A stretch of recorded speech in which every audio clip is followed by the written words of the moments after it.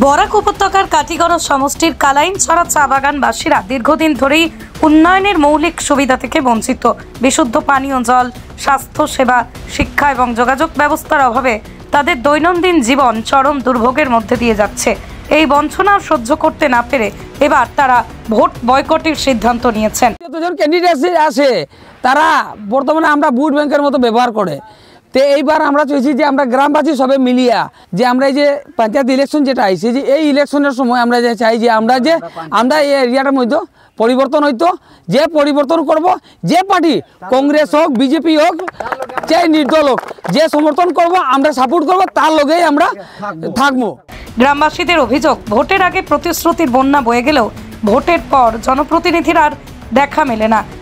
বুট lower লাগি আর বুট যখন লোয়া হয়ে যাইব এরপরে শেষ, আর মনে মানুষের দেখার লাগি আইব না। বারবার গেছি এখানে, ঝড় তুফান বৃষ্টি এই সময়ও গেছিলাম জানাইবার লাগি।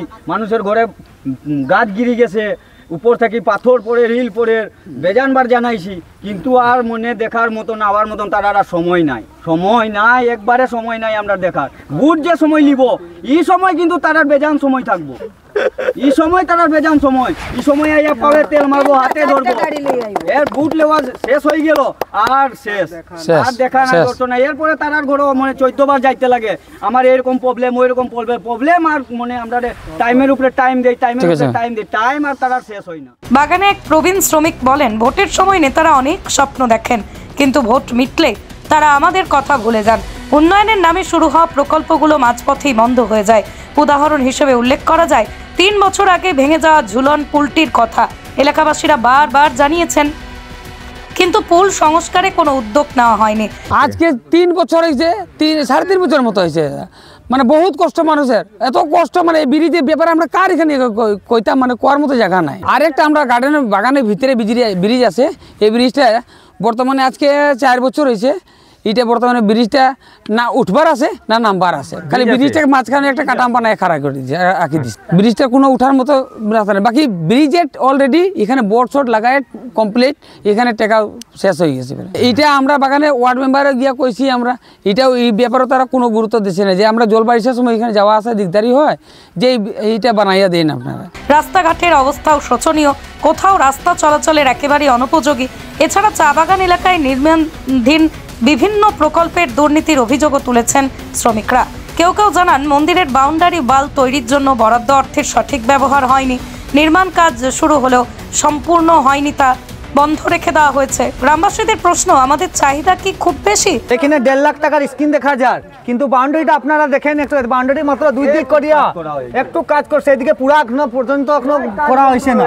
আমাদের বাউন্ডারিটা দেখেন, আর এই মন্দিরটা দেখেন আমাদের ভাঙ্গাই রয়েছে, আর খালি বুটের সময় বুট নিতে আসবে। 1.5 লাখ টাকা এতে স্কিম আছে, কিন্তু এখনো পুরা হইছে না। বর্তমানে খালি 2 দিক করিয়া বাস সাইনবোর্ড দিয়া এখানে ফটো তুলিয়া তারা সরকারের কাছে পাঠাই দিছে, যে না কাজটা পুরা হয়ে গেছে, হ্যাঁ পুরা হয়ে গেছে কইয়া পাঠাই দিছে। আমরা শুধু মৌলিক সুবিধাগুলো চাই, বিশুদ্ধ জল, চলাচলের রাস্তা, স্বাস্থ্য সেবা, এগুলো কি পাওয়ার অধিকার নেই আমাদের?